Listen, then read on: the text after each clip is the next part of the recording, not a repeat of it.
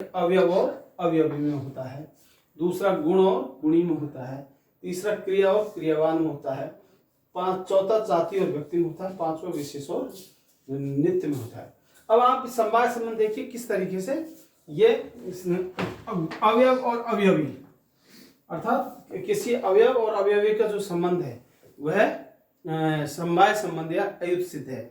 अब कैसे है देखिए, अवयव और अवयवी में जैसे कपाल और घट, कपाल मतलब मिट्टी, मिट्टी और या आकृति या घट का जो संबंध है, कपाल और घट का संबंध है, मिट्टी का जो घड़े का संबंध है वो अवयव और अवयवी का संबंध है। तो ये कौन सा पदार्थ है? समवाय पदार्थ है। तो ये किस तरीके से देखा जा सकता है? अयुत संबंध के हिसाब से कपाल और घट का जो संबंध है वह अवयव और अवयवी का रहता है। सूतों से कपड़ा उत्पन्न होता है और कपड़ों से सूत, सूतों में जो समवाय संबंध होता है वह अयुत सिद्ध संबंध है, अवयव और अवयवी का है। तंतु और पट का, जैसे मैंने बताया धागे का और कपड़े का, कपाल और घट का संबंध जो है वो अयुत सिद्ध है। और दूसरा आता है गुण और गुणी, गुण और गुणी। गुणी जैसे पृथ्वी, और पृथ्वी का गुण क्या है? गंध।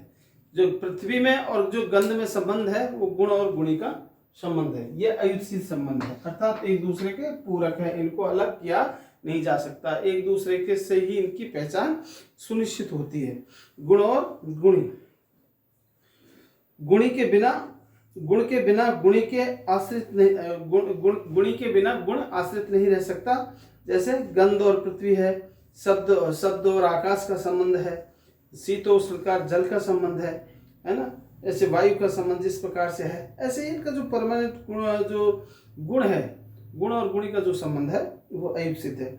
और क्रिया और क्रियावान का, जैसे क्रिया कोई अपन एक तो व्यक्ति और व्यक्ति के साथ में चलना जो संबंध है वो अयुत सिद्ध है, वो तो जुड़ा रहेगा, उसको आप हटा नहीं। पेड़ का पत्ता है, जैसे पेड़ का पत्ता और उसका हिलने का जो संबंध है वो क्या संबंध है? क्रिया और क्रियावान का संबंध है। और जाति और व्यक्ति, जाति और व्यक्ति का संबंध, जाति जैसे कोई भी प्राणी ले लीजिए, किसी को भी ले लीजिए, व्यक्ति को ले लीजिए, मनुष्य है ना, आदमी है मनुष्य, और उसके साथ में मनुष्यत्व जुड़ा है। कोई भी प्राणी चराचर जगत का है, उसके साथ में उसका संबंध जुड़ा हुआ है, जाति का और व्यक्ति का संबंध जुड़ा हुआ है। मनुष्यत्व है, गाय के साथ गोत्र जुड़ा हुआ है, जैसे गाय का गोत्र स्वरूप है, उसको अलग नहीं किया जा सकता। मनुष्य का मनुष्यत्व है, ये सदैव उसके साथ में विद्यमान है, अयुत सिद्ध संबंध है।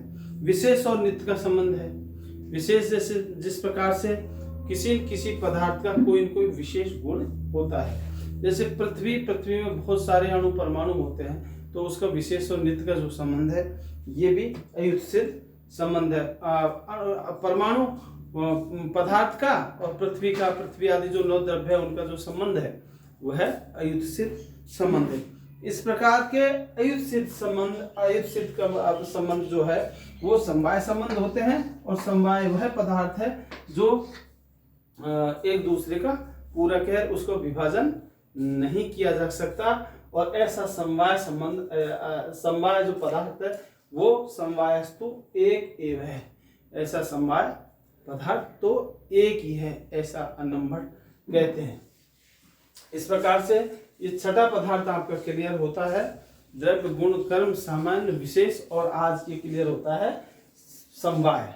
अब बाकी एक और बच रहा है अभाव, जो मैं आपको कल बताऊंगा, समवाय और अभाव। देखिए समवाय एक ये इसलिए कहा गया है कि जो प्रभाकर आदि मीमांसक और नव्य नैयायिक हैं, कुछ लोग ऐसा नहीं मानते, वो समवाय को एक नहीं मानते, कुछ लोगों को समवाय को नित्य नहीं मानते, लेकिन अन्नम भट्ट और तर्क संग्रहकार समवाय संबंध को नित्य मानते हैं। नित्य का अभिप्राय जो सदैव विद्यमान रहता है, सदैव विद्यमान करने का अभिप्राय जिसकी एक की सत्ता नष्ट किए बिना दूसरे को नष्ट नहीं किया जा सकता, ऐसे संबंधों को समवाय संबंध कहते हैं, और वह समवाय नामक पदार्थ है। ये आपको मैंने आज छठा पदार्थ क्लियर कर दिया। कोई भी प्रॉब्लम आए आप निश्चित करके पूछ सकते। धन्यवाद।